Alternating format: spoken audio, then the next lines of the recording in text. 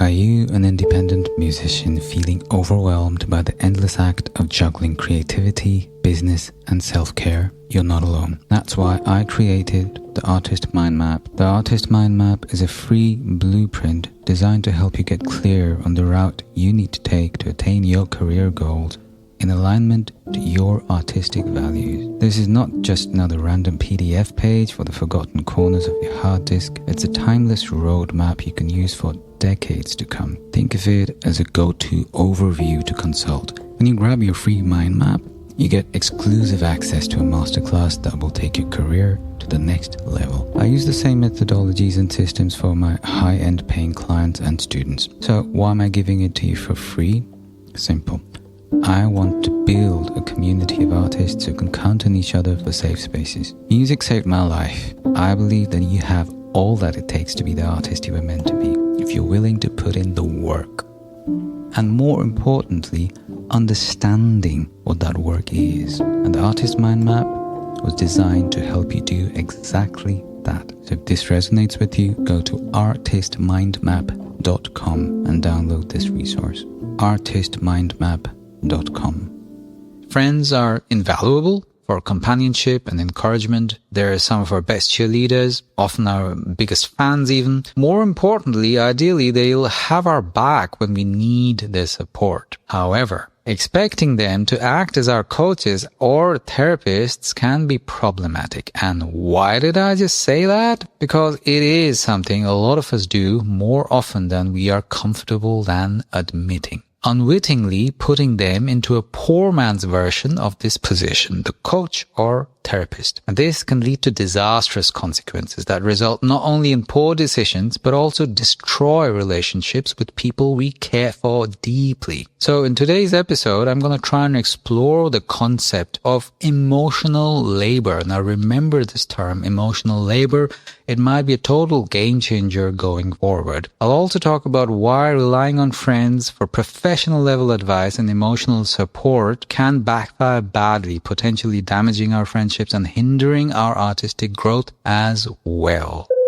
Welcome to another session solo cast. These solo casts were designed to help independent artists and musicians like you navigate the very complex labyrinth that is your artistic practice and career. They're based on empirical research and experiences of my own career as an independent musician and an educator and coach working with artists just like you. The primary aim behind these sessions is to offer accessibility to the kind of education many of us need to work with in order to forward ourselves in these very confusing times as empowered and independent artists in the truest sense of the word. What up, fam? Welcome to another solo cast. Today I am unpacking a somewhat sensitive theme, the kind of situation a lot of us seem to find ourselves in unwittingly one way or the other.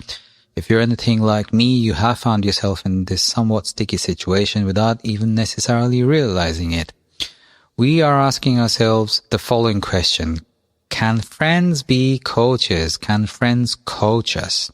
And unpacking the concept of emotional labor. To start off with, what is emotional labor? Now, emotional labor refers to the process of managing and regulating emotions. This concept was introduced by a sociologist by the name of Arlie Hochschild. I hope I pronounced the name right. And highlights the effort required to maintain a certain demeanor, offer support, and manage the emotional dynamics of interpersonal interactions.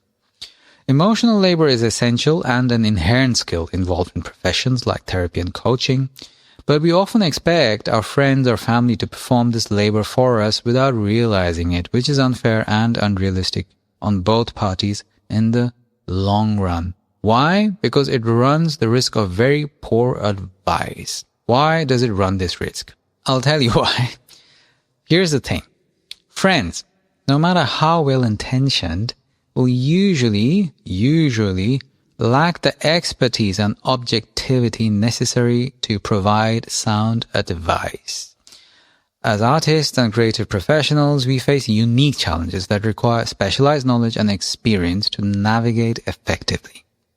This simply does not get talked about enough, and the sources to seek help with this are still not very easy to find. Despite the mushrooming of coaches all over the place, many of whom are not even qualified to help us in the way we require them to. Which is probably why our friends end up becoming our default destination to go seek support. Here are a few thoughts on how that can go south. Number one, again, to reiterate, lack of specific professional expertise and experience. A lot of our friends may not have the industry-specific knowledge to guide us through complex decisions. Their advice, though heartfelt, may not be grounded in the realities of the music, art, or creative industries. Number two, bias and subjectivity.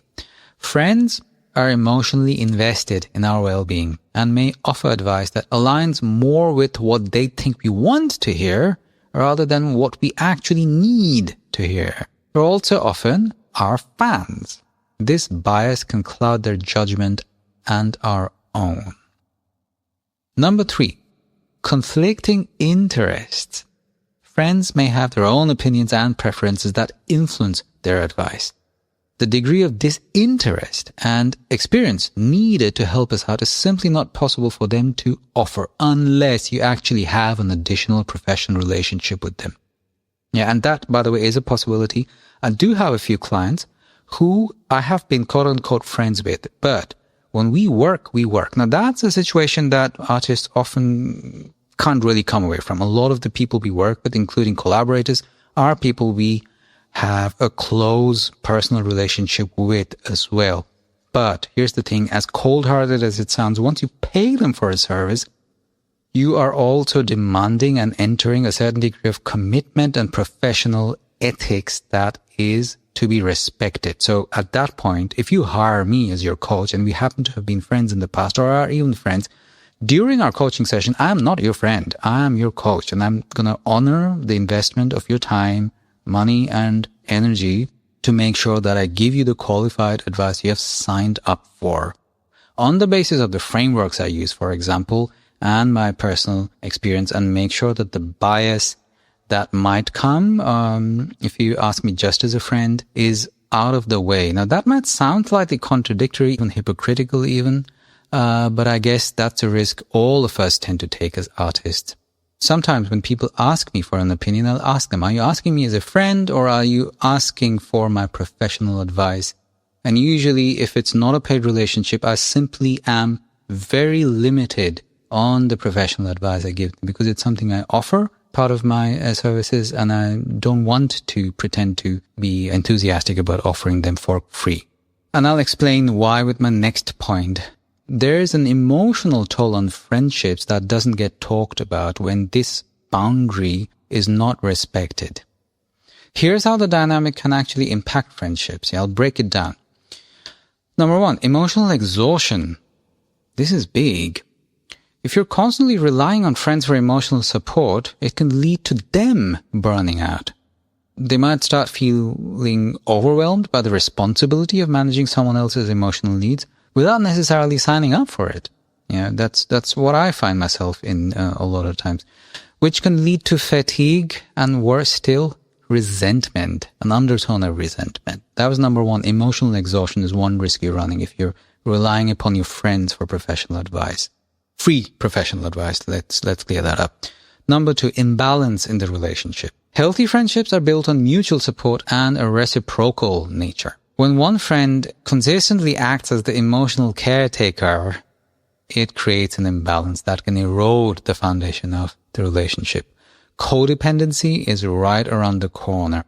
Number three, blurred boundaries. Mixing professional level support with personal relationships can blur boundaries, making it difficult to separate personal interactions from the emotional labor. And this can lead to misunderstandings and hurt feelings and a lot of crap you just simply do not need in your space. For more information on this, consider checking out my episode on musicians and boundaries, or I think it was called Artists and Boundaries. There's a blog post and a podcast episode on this as well. Let's talk about an additional theme that is lurking in the shadows, literally and metaphorically. The risk of competitiveness and codependency and the way they combine sometimes. Yeah.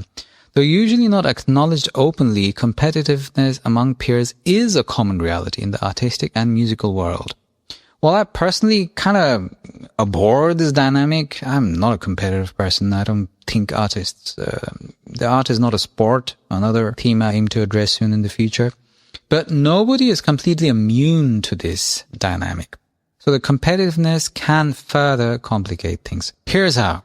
Number 1, unconscious rivalry. Friends or peers in the same field may harbor feelings of rivalry, even if unintentional. This can skew their advice and support, leading to less than optimal outcomes for your career. Number 2, echo chambers. Relying too heavily on a close-knit group of friends for advice can create an echo chamber where only similar ideas and perspectives are shared and reinforced. In case you weren't familiar with the concept of an echo chamber, that's what it is. You say something, you hear the same thing being repeated back to you, just like an echo.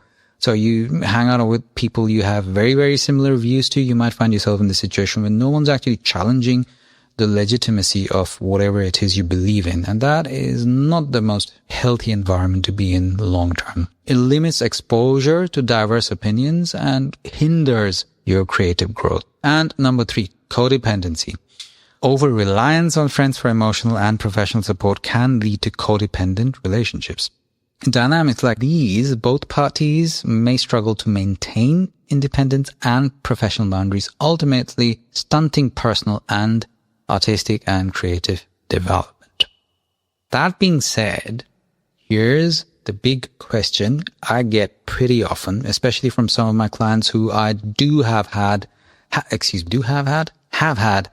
a personal relationship with as well. Some of my clients are ex-collaborators, friends from uni, who I have coached in some capacity or the other, and it's important that we clear up this question from the very beginning.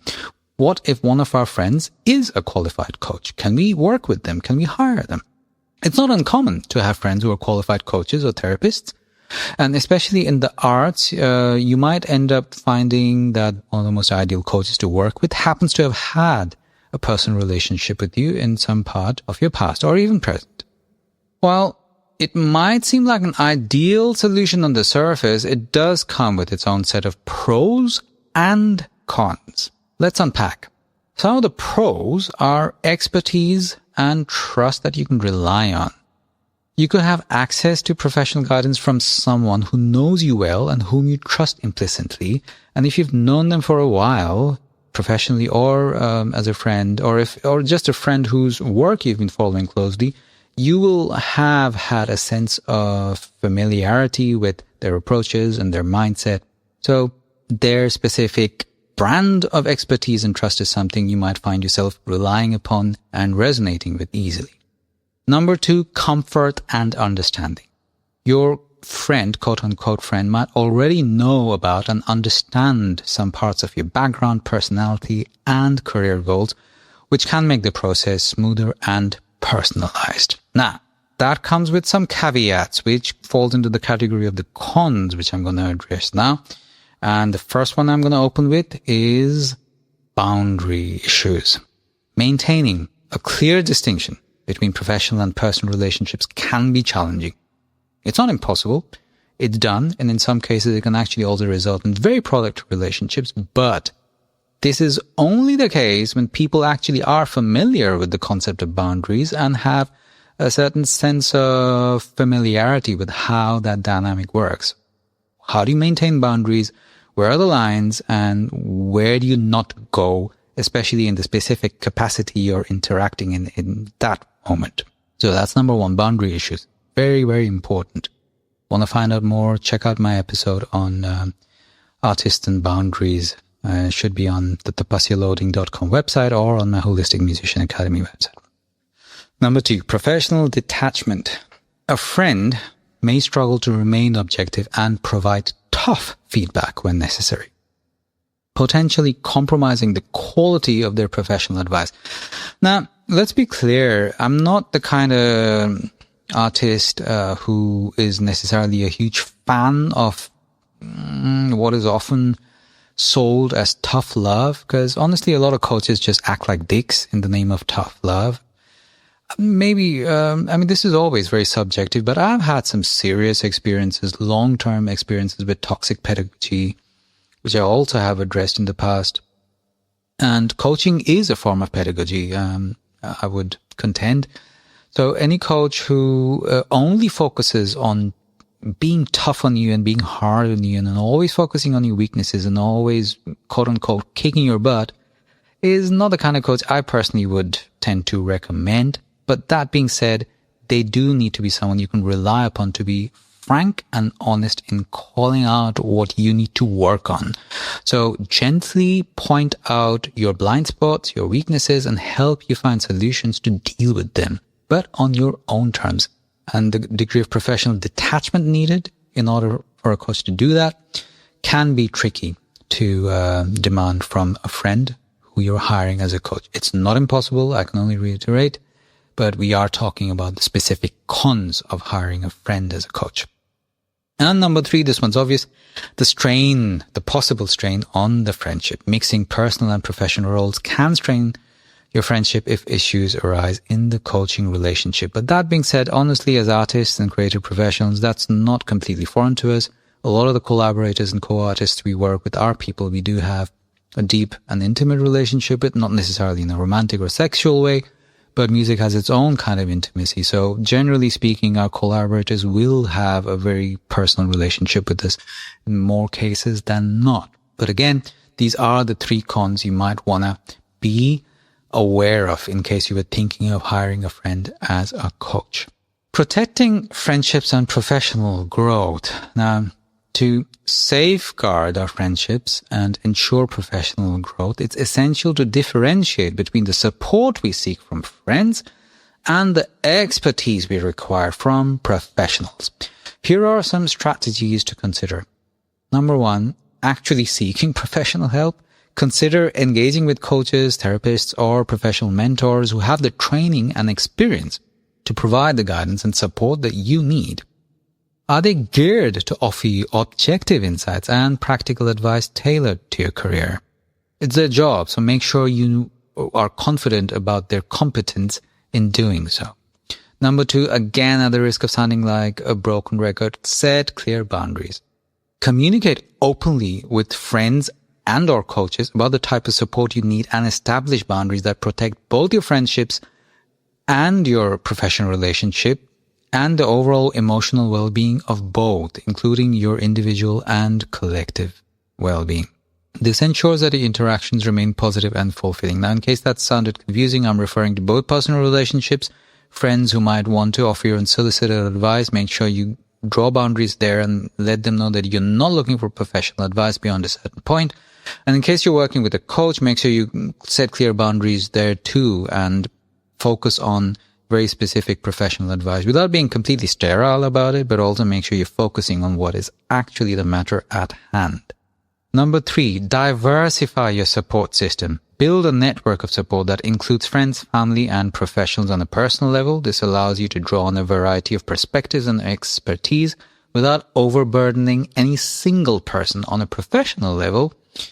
I can only reiterate, hire a coach, work with mentors, and if that's something you don't have a budget for, considering joining artist masterminds, online or offline or even hybrid. My artist mastermind, for example, focuses on group coaching, and it's not the kind of thing which goes as in depth that we would do on one-on-one mentorship, but the trade-off is that you get a lot more input from different artists from different parts of the world who are also bringing their expertise and their experiences with them. So you're getting a different kind of input on the whole picture. And you're getting a feeling of belonging, and you know that you're not alone, because it can't feel like that as artists. And being a part of an artist community or a mastermind where you're paying, free groups just do not cut it at some point.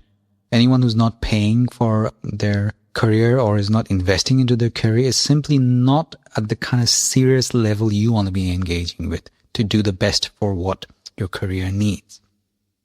Number 4, this might sound banal as fuck, pardon my French, but practice self-care.